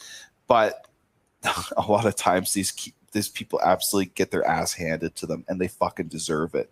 But unfortunately, there's collateral damage that goes along with it as well. So they need to be chased out of the scene. They're being chased out of the scene. These are the growing pains that are occurring in the sphere of focused religion, and they're necessary. They're growing pains. They have to happen. So it's good that it is happening. Yeah, exactly. It's just, don't, sing your Galders, do your devotions, do your libations, perform your bloats, and do your symbols. Don't monkey with this other shit. Don't invoke the names of these forces of chaos, because it might not be apparent to you. These things, as Mike said, operate on a level that we can't understand. You know what I mean? Them just like passing over and gazing upon us could result in some horrible things that go on in your life. I know a guy, I'm not going to say his name, but he's a guy that is a kinsman of mine, and very early on his religiosity, years and years ago, he believed that he was a worshiper of Loki, right? For you guys that aren't familiar with heathen religion, Loki is the betrayer of the gods. He brings about Ragnarok. He is a deceiver. He is a rotten, wicked entity. He is sort of, he's not completely like it because circumstances are different, but he's sort of our Satan. You know what I mean? A little bit. He believed this. Obviously, I got this out of him, and we put him on another path. But during this period where he held on to these beliefs, he was on drugs. He was in and out of prison. Multiple people in his immediate family died in succession within a few years. His life was a fucking disaster. He had a child, and the woman he had a child with kicked him out of the hospital on her on the day of her birth, right when she was born. He never got to see his daughter when she was first born. He was removed and estranged from her for a few years, and he came to understand, like, this is I need to come to the light, right? I need to come to the good side. I need to go into I need to gain the blessings of the holy gods, the good guys. So he did, and he's a completely different guy now. He's a better luck. He's back in contact with his daughter. He's put his life back together. He's been off of drugs for years now. Like, it's just real stuff. You know what I mean? And for guys out there that think that it treats spirituality like it's a game and these are hobbies and we can monkey with this and that, you might not know it. And most people don't have self-awareness. You know what I mean? Let's be honest here. Most people don't have the self-awareness to look at their life and be like, there's something wrong here, something that I'm doing. A lot of people don't have trouble understanding causality at face value, so they will look at their lives and not connect it to their religious practice. They'll just think, they are connected.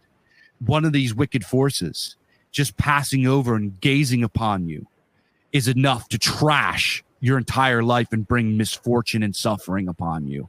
So please, and it will rub off on those around you too. So please stay away from it. Do your Galders, attend bloat, do your symbols, do your devotions, pray to your ancestors, ask for their protection. And also a lot of this spooky supernatural stuff that goes on isn't even from like the Thyrses or the forces of chaos. A lot of it is upset spirits of the land.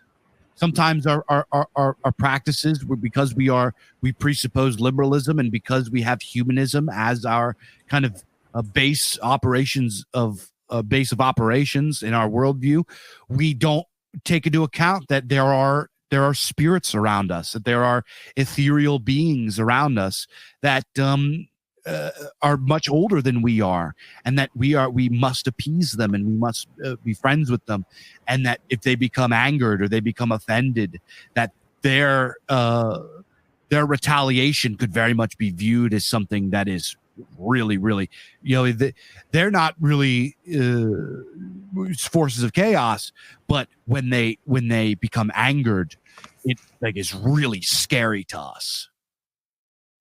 Yeah, absolutely. And as we sort of like draw this episode to a close here, I guess as a sort of parting thought, I'll just sort of ask the question rhetorically that what would it look like if in fact it was true that your ancestors continued to live beyond death, and that they had power to shape your life and collectively to shape all of our lives as Europeans, as a wider folk group? What would it look like if that was the case, that your ancestors continued to have influence and they were angry because you had neglected them? What would it look like? Well, my belief is that it would look like exactly the world that we have today. So for me, it's a call to arms to take seriously the existence of supernatural evil.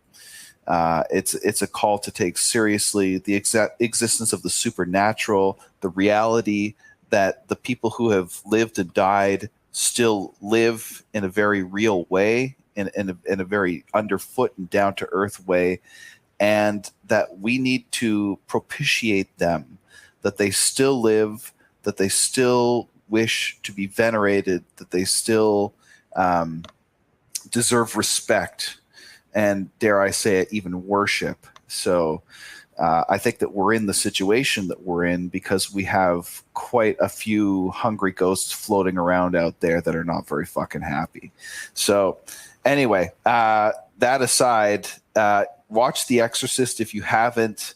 This is a classic movie. It's probably in the top 5 most highly rated movies of all time by any objective reckoning, not just by my personal reckoning. If you haven't watched it, do it over, do it on a Friday night so that you've got a few days to kind of sleep in and catch some sleep while you can, because you ain't gonna be sleeping for the rest of that night. So it's a great movie, and it's been awesome chatting about it and just diving into this demonology. Unfortunately, I probably won't be sleeping much tonight, and probably anybody listening, hopefully we've made enough of an impact that it'll be the same for you. So my apologies to the audience. Yeah. So at the end of the day, the film is brilliant. It stands the test of time, and it will continue to stand as a timeless masterpiece of cinema.